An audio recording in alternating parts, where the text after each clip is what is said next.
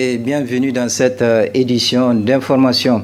Nous débutons ce journal par ce communiqué de l'ambassade des États-Unis d'Amérique au Niger. Il est ainsi libellé. L'ambassade des États-Unis à Niamey a fermement condamné l'attaque terroriste du 14 mai à Tillabéri qui a coûté la vie à 28 soldats nigériens. Nous présentons nos condoléances à leurs familles. Ces attaques nous rappellent cruellement pourquoi les États-Unis restent résolus dans leur combat contre le terrorisme. Nous sommes aux côtés du gouvernement du Niger et de son peuple ainsi que de tous les pays de la région face aux menaces terroristes. Nous continuerons à renforcer notre partenariat pour nous assurer que le Niger est en sécurité, de plus en plus capable de lutter contre les forces extrémistes. Suite à l'assignation en justice du SNEX par le gouvernement, le juge en charge de ce dossier a délibéré cet après-midi même. Le mouvement d'humeur observé depuis plusieurs mois par les enseignants-chercheurs et chercheurs du supérieur est jugé illégal et par conséquent le SNEX dit prendre acte. Nabala Adré, secrétaire général du SNEX. Tout laisse croire qu'au regard de ces multiples échecs, à l'imminence d'un accord que d'autres forces centrifugistes se déploient pour mettre en échec toute issue heureuse aux négociations. En deux, nous prenons acte de la décision de la justice. En tout état de cause, nous tenons à rappeler que nous sommes fermement attachés à la démocratie universitaire et à l'état de droit, et nous inscrivons toutes nos actions dans le respect de la loi. Nous sommes toujours disposés à signer le protocole d'accord sur la base des points discutés d'un commun accord avec le gouvernement. Après avoir passé plus de 13 mois à la maison d'arrêt de Matamei, on a appris sans surprise l'appel du procureur du tribunal de grande instance de Zender. Ainsi, Sadat Iliad Ammalan continuera à garder prison. D'autres précisions avec l'acteur de la société civile de Zender, Yahya Bramassi. Ce n'est pas du tout une surprise pour nous en tant qu'acteurs de la société civile et victimes de la même procédure engagée par le procureur de la République près du tribunal. Nous l'avons pressenti et ce n'était pas du tout, comme je l'ai dit, une surprise pour nous. Vers 18h, nous avons déjà compris que le procureur allait faire appel et il l'a fait. Donc, en tant que acteurs de la société civile, nous sommes convaincus qu'aujourd'hui, notre justice regorge encore des magistrats qui sont crédibles, des magistrats qui sont intègres et qui vont dire le droit. De ce fait, nous n'avons rien à craindre face au dossier des camarades.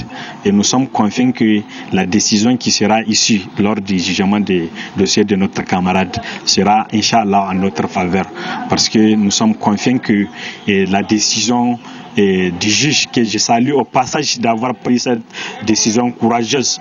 J'ai nommé le magistrat Grégoire, le magistrat du deuxième cabinet, parce que ce n'est pas donné à n'importe qui de prendre une décision face à un dossier quelconque d'une grande ampleur. Et donc, ce n'est pas du tout une surprise. Et en ce mois du Ramadan, l'appel que nous avons à lancer à l'endroit de la population et à tous les militants du cadre de concertation et d'action citoyenne de la société civile indépendante des Zender, c'est de multiplier les prières et les invocations pour qu'une issue soit faite à notre endroit face au dossier des camarades. Et donc, vous l'avez compris que c'est vraiment juridique et judiciaire. C'est son droit de faire appel, il l'a fait. Et donc, nous allons aussi attendre l'évolution normale du dossier du camarade. Présentement, nous ignorons les motifs de cet appel.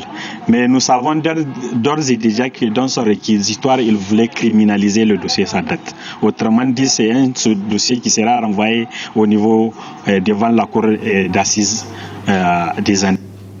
Dans le volet activités génératrices de revenus, nos reporters Roumanotou Hassan et Aboubakar Souley se sont intéressés à la réparation du téléphone cellulaire, une activité qui permet à ceux qui s'y adonnent de pouvoir subvenir à leurs besoins.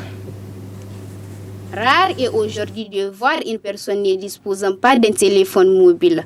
Devenu indispensable pour toutes les catégories de personnes, cet outil de communication nous vient de plusieurs pays avec des marques diverses et de qualités différentes.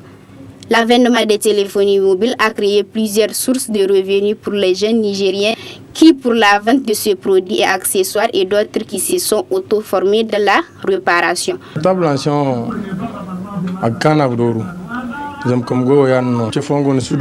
La réparation des portables est bien et aussi c'est dur. Des fois, on trouve des difficultés. Il y a des clients qui comprennent et d'autres aussi ne comprennent pas. Je gagne beaucoup dedans.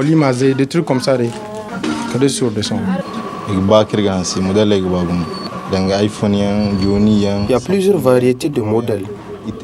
Il y a iPhone, Johnny, Tecno, Itel.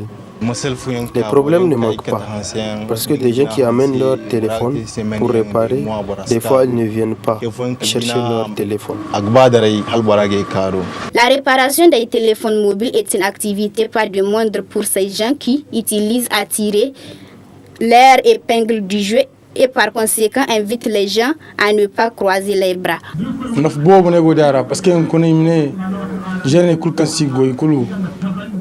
Je lance un appel aux jeunes de ne pas croiser les bras sans rien faire et attendre quelqu'un.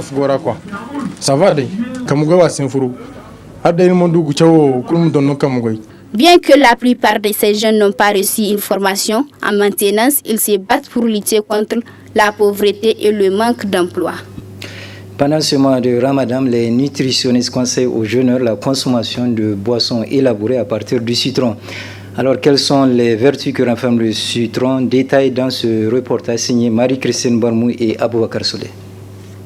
Disponible sur le marché, surtout en ce moment de Ramadan, et beaucoup plus utilisé en cette période dans diverses boissons, le citron est un fruit qui donne du goût et de l'appétit aux jeûneurs. Du coup, très sollicité et se vend à un prix très abordable. Le prix est abordable. Il y en a pour toutes les bourses. Moi, j'utilise le citron pour faire le jus ou dans le lipton. Au-delà de son aspect appétissant, le citron dispose de plusieurs vertus. Sa consommation est donc recommandée par les nutritionnistes. La consommation du citron, notamment sous la forme de jus, ça a un effet bénéfique. Donc, comme je l'ai dit, la vitamine C permet d'avoir de l'énergie. Donc, c'est un élément extrêmement important. Le deuxième élément par rapport à la vitamine C, c'est que la vitamine contient également des substances qu'on appelle des phytomicronutriments. Et ces phytomicronutriments sont protecteurs pour l'organisme. Le citron est également riche en sels minéraux. Le citron consommé en jus ou consommé sous la forme ajoutée à d'autres ingrédients sont des éléments qui vont avoir un effet bénéfique pour le jeûneur parce que ça permet d'être en forme, ça permet de ne pas sentir la sensation de fatigue qui va nous abattre malheureusement après la rupture du jeûne. Selon le nutritionniste, les boissons naturelles sont les plus compensateurs pour un jeûneur, surtout celles à base de citron. La période de Ramadan est un moment où il est recommandé aux musulmans de donner beaucoup d'aumônes. Cependant, comme nous l'explique le sociologue Issa Alou, la pratique de l'aumône est tout autre dans notre société. La première des raisons, c'est que nous sommes dans une société où nous sommes en train de tendre vers ce qu'on appelle une société de consommation. Une société de consommation avec son coloret d'individualisme, où la notion de l'individu elle est en train de primer sur toute autre chose. Donc ce qui fait que nous sommes en train de perdre un certain nombre de valeurs primaires sociétales que nous avons, notamment la valeur de solidarité, la valeur d'entraide ou de compassion vis-à-vis de son prochain. Parce que tout simplement, cette société de consommation qui fait appel à l'individualisme nous amène à penser d'abord nous. À penser nous et après notre cellule familiale. Comment assurer son devenir pour soi-même, comment assurer son arrière. Donc voici un peu, si vous voulez, les logiques qui sous-tendent cette société de consommation vers laquelle nous sommes en train de tendre malheureusement. Je vous propose maintenant de suivre le prédicateur Ben Salah qui interpelle les jeunes de ne pas se laisser aller au gaspillage pendant ce mois de Ramadan. Le Coran interdit le gaspillage pendant toute la vie. Nous allons au chapitre 17 du Coran, Souratul Isra, versets 26 et 27. le voyage nocturne. Ces versets sont ainsi libellés. أعوذ بالله من الشيطان الرجيم وآت ذا القربى حقه والمسكين وابن السبيل ولا تبذر تبذيرا إن المبذرين كانوا إخوان الشياطين وكان الشيطان لربه كفورا. Donne, c'est un ordre, dit le Coran, donne son dû aux parents ainsi qu'aux pauvres et aux voyageurs de passage. Mais évite de tomber dans la prodigalité, dans l'excès, dans les extrêmes, dans le gaspillage. Ceux qui agissent ainsi, dit le verset suivant, sont frères de Satan. Et Satan a été ingrat à l'égard de son Seigneur. Personne ne veut être frère de Satan. Et pourtant, quand on tombe dans les excès, dans le gaspillage, c'est de cela qu'il s'agit en ce moment, eh bien, nous devenons frères de Satan. Nous nous allions à Satan, que Dieu nous en garde. Eh bien, même pour donner, pas pour nous-mêmes, même pour donner, Allah dit de ne pas tomber dans le gaspillage. Après, pour raison quand il s'agit de nous-mêmes. Et surtout au moment de la rupture du jeûne.